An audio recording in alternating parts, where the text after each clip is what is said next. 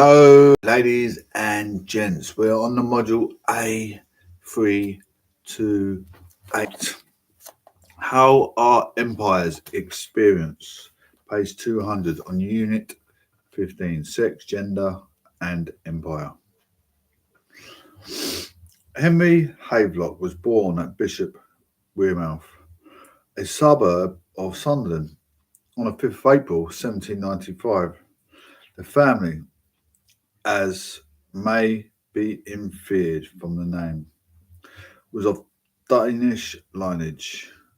One of the oldest layings in England is that of Havelock the Dane, who is supposed to have held sway in eastern counties before the arrival of Hengist and Horsa. Tradition, however, assigns a more modern origin to the family and trace it up to Guthrum, the Danish king of Asia, East Anglia. But the theatre which Henry Havelock was called to act during Indian mutinies required men and not pedigrees. The admiration of his countrymen is based on his own achievements, not of any of the deeds of his remote ancestors. Havelock's great-grandfather was one of the victims of the South Sea bubble. His grandfather settled in Sunderland and engaged largely in the commerce by which the town was rising to importance. He bequeathed illustrious business to his son, William Havelock, who embarked likewise in shipbuilding. Mr. William Havelock's two elder sons, William and Henry, the subject of this memoir, were born at Ford Hall, Bishop Wearmouth. Having amassed a considerable fortune, he migrated to the south and purchased Ingress Park near Dartford, where his sons Thomas and Charles were born. All the four sons embraced the profession of arms. After the removal of the family to Ingress Park, Henry Havelock and his elder brother were placed under the tuition of the Rev. J. Bradley, the curate of Swanscombe, and one of Havelock's earliest recollections was the pride he felt in riding on his pony to school. Havelock at school, early development of his creator. The notices which have been preserved of him at the early period are scanty, but they are not without interest of exhibiting the germ of those qualities, but which his character was subsequently distinguished. On one occasion, he had climbed up a tree to obtain a bird's nest. When the branch broke and he was thrown violently to the ground, "Were you not frightened?" said his father, on meeting him immediately after. "No," replied he. "I had too much to think of to feel terrified. I was thinking of the bird's nest I'd lost."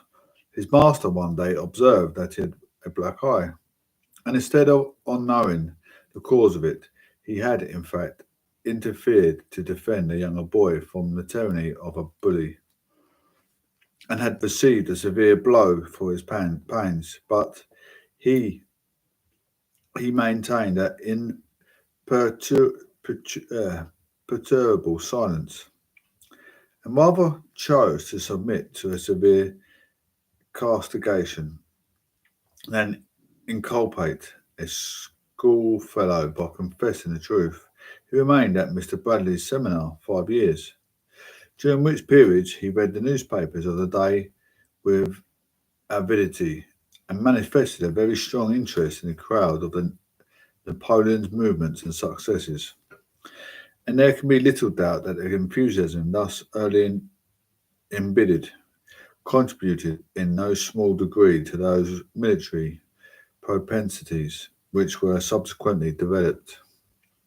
To his excellent mother he was indebted for those early religious impressions which are so often found to triumph over the assaults of scepticism on the inquiring mind of youth, and to exercise a permanent and salutary influence on the character of the man She was accustomed to assemble her children for the reading of the scriptures. Before the age of 10, Havelock was sent with his brother William to the Charterhouse.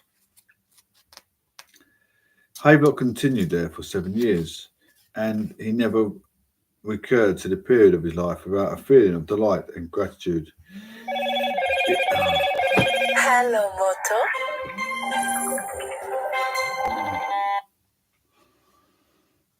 He regarded tradition and associations of Charterhouse as having contributed essentially to the formation of his character as a man. He never considered the severity of its discipline or even hardships of fagging, which the severe imposed on him, as furnishing any argument against the system of public schools. Indeed, he was often inclined to trace his prosperity to strict discipline in the army, to his Carthusian experience of its benefits. At the Charterhouse, Havelock exhibited all the power of the application which characterised him through life. He never allowed himself any relaxation while anything remained to be done.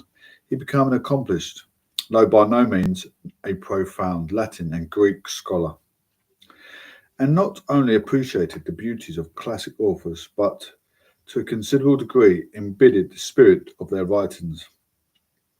To this early familiarity with the matchless models of antiquity is to be traced the purity and vigour which marked not only his more elaborate compositions, but his familiar correspondence. The early religious impressions which he had received under the tuition of his mother were received and deepened at the Charterhouse. In a memorandum which he drew up many years after, he remarked that the most important part of the history of any man, in his connection, though, faith with the invisible world. So, Henry Havelock, it may be recorded that there were nearly early indications of the string of the good spirit of God within his soul, though Satan and the world were permitted for many years to triumph. Four of his companions united with him in seeking the seclusion of one of the sleeping rooms for exercises of devotion. Those certain in those days of being branded, if detected, with the epithet of the Methodists and canting hypocrites, but such was the native resolution of his character that no strength of opposition or keenness of ridicule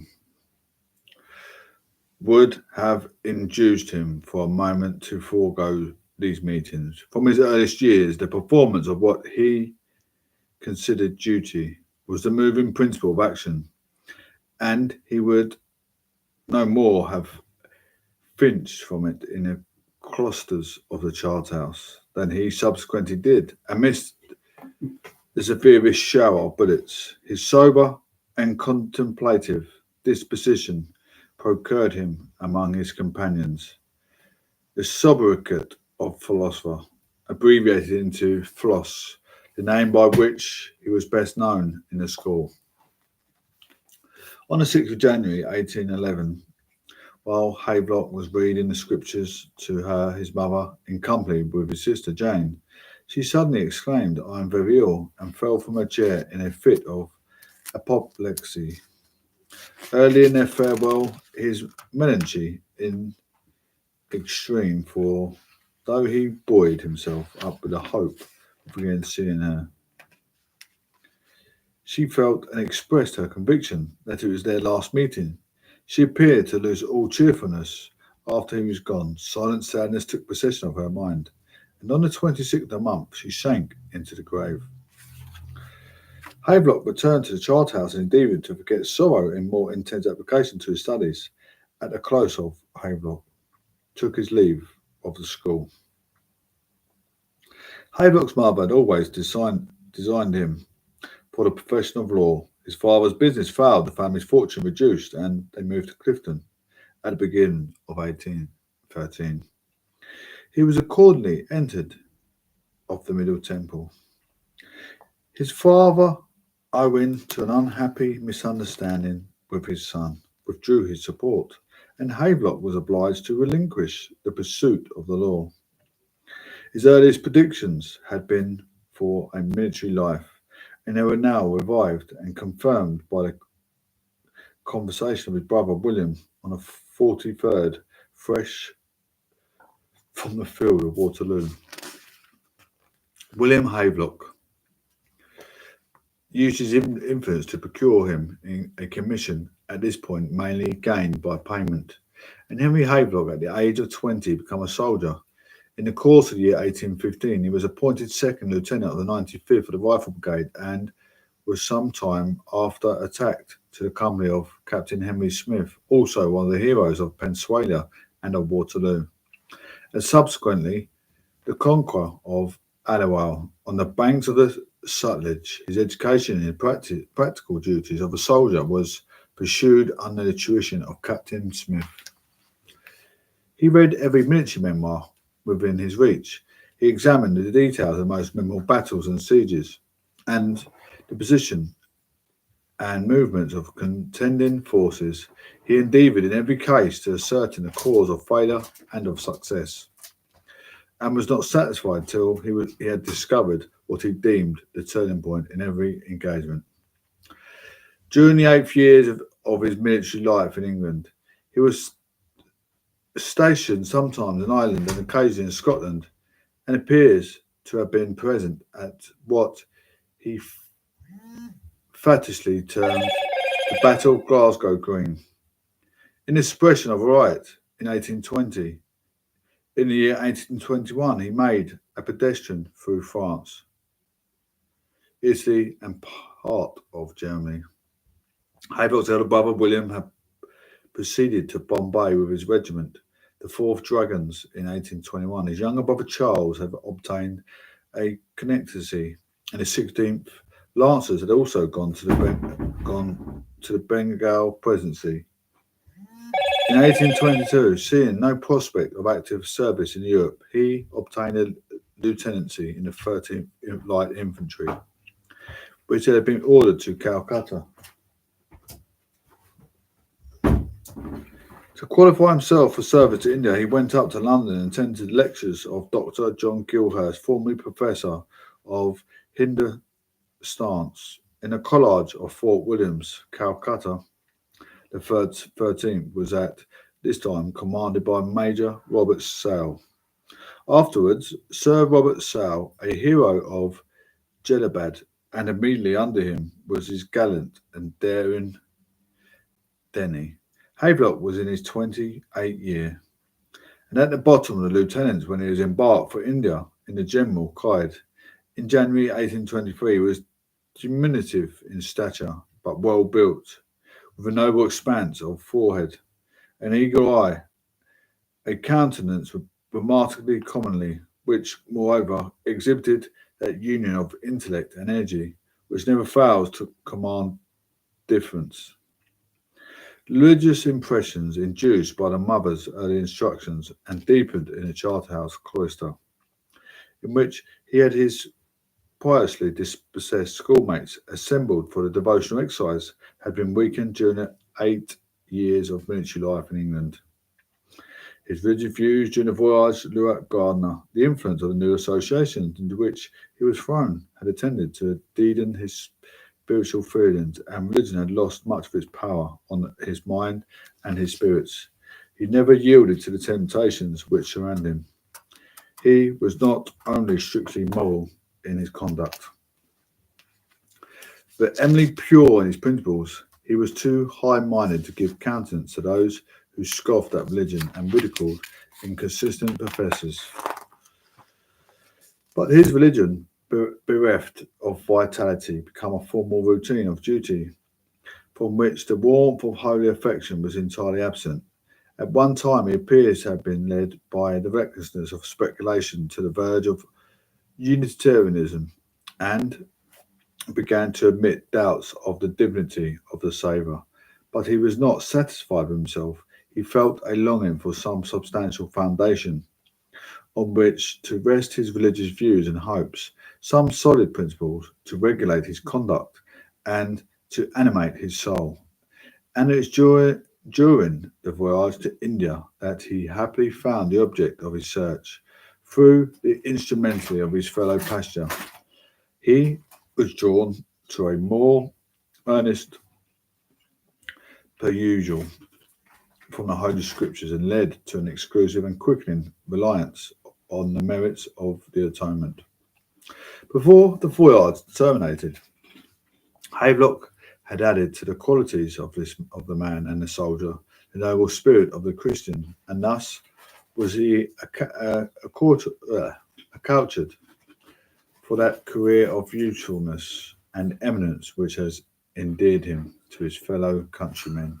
Vital religion become the animating principle of his actions, and the paramount feeling of his duty to God rectified the invigorated the sense of his duty towards man. During the voyage, Havelock was not idle. Lieutenant Gardner and several other officers, discovering that he had cultivated Hindustans under so eminent as Master Dr. Gilchrist, had Havelock assist their learning to, when he did with great seriousness. This indecent trifling in itself interesting as an index of the character which he subsequently exhibited when invested with higher responsibilities. His rigid punctuality, the amiability of his disposition, and his determination to enforce discipline during the voyage, it was remarked that though he was anxious to contribute to the general cheerfulness of the party, he sought no intimacy except where he could receive or impart benefit. From the innate ascendancy of talent, he seemed, with all his kindlessness of disposition, to claim a natural superiority over others.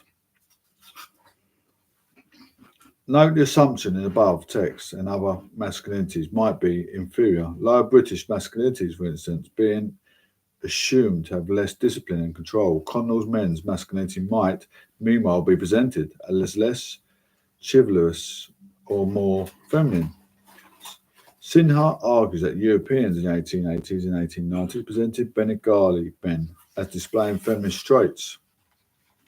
The interlocking gender, racial and class characteristics used to explain their supposed lesser suitability for politics and jury service. She argues that Indians, by contrast, enlisted the idea of defending their masculine rights over and in defence of Indian women when unsuccessfully opposing the raising of minimum marital age to 10 to 12. This form of soldier, adventurer, pioneer, male hero figure was to be recycled in books, the press, and juvenile fiction into the early 20th century. Tosh even argues that empire was above all a massive assertion of masculine energies.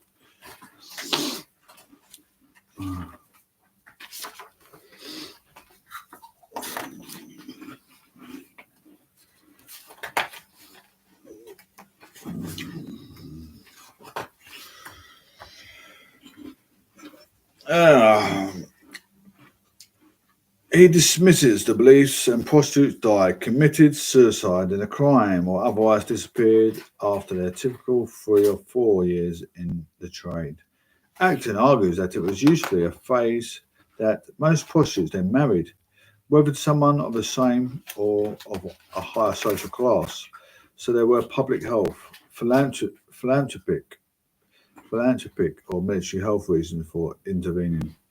He also argued that the positive action was better than repression, which ran the risk of forcing people to better conceal disease, making the illness worse, costing the public more and causing military personnel to be absent for longer. The repeal movement, the message was that the crossed out areas was promising but involved small numbers of women compared to those who were the acts remained. There is evidence of Malta. The SSS included Singapore and Hong Kong considered repealing forcible examination but using the license of brothels to achieve similar aims. It also seems that the UK government was sympathetic to this. Ceylon even intends to increase capacity in police hospitals. In short, the attempts to circumvent a reappeal for contagious disease legislation by using other means, with local colonial governments viewing the appeal as central. In other words, imperial interference that was against local interest as they saw it. From the EU Contagious Disease Act 1864, the Imperial Centre gave encouragement to the SS regulation position, which was welcomed by the Singapore authorities after abolishing the UK Acts. It then pressured Singapore to stop compulsory inspection. However, the Singapore government practiced guerrilla administrative resistance to reappeal, finding successive alternative ways of pressuring brothels and prostitutes to keep to particular areas and to retain voluntary inspections and resort to lock hospital. From Singapore perspective, the truly central imperial interference and negative impact was in London pushing for a reappeal. As a result of their alternative methods of control, while brothel recognition was never acceptable in the UK, Singapore only closed its brothels between 1927 and 1930. Can you make me a coffee, El? And after additional campaigns and League of Nations Committee arguments against them, the question is much tougher. Was legislation protecting women through bonds of vulnerable immigrants, informing them of their right to see protectorate medical inspection, and later removal to the Po Leon Cook, and baby moved to say coming in? Was it meeting male immigrant towns' needs while zoning help control its impact, or was the regulation of brothels and prostitutes sustaining if it increased the trafficking of vulnerable, dumped, and sold women? In general terms, trail buyers into the settler imperial imaginary of taming and country, gaining independence through hard, flexible, practical work, and the gender role of women in that she was, however, atypical in also having the skills and contacts to publish. Indian servants are viewed as childlike, prone to unhygienic practice that many threaten the health of European family and more likely than European servants to relapse if not instructed and disciplined until habits form. There's an easy assumption of their deeply ingrained cultural, if not racial, difference and inferiority. The housewife must apply constant vigilance, firm rules and boundaries, and a system of rewards and punishments, not just to form a home, but to act as part of a pioneer generation who might instill new standards in India over time, if you like. Becoming a domestic, civilizing force. Everything becomes significant for the development of his character. He is rooted in his English history and Christianity, unlike Dalrymple's cultural amorphous white Mughals. The bird's nest story shows disregard of the personal safety in pursuit of a goal. Stand up to bullies suggests bravery and moral purpose, as does religious conviction in the face of mockery. A vision of man as moral and physically strong and resilient is built.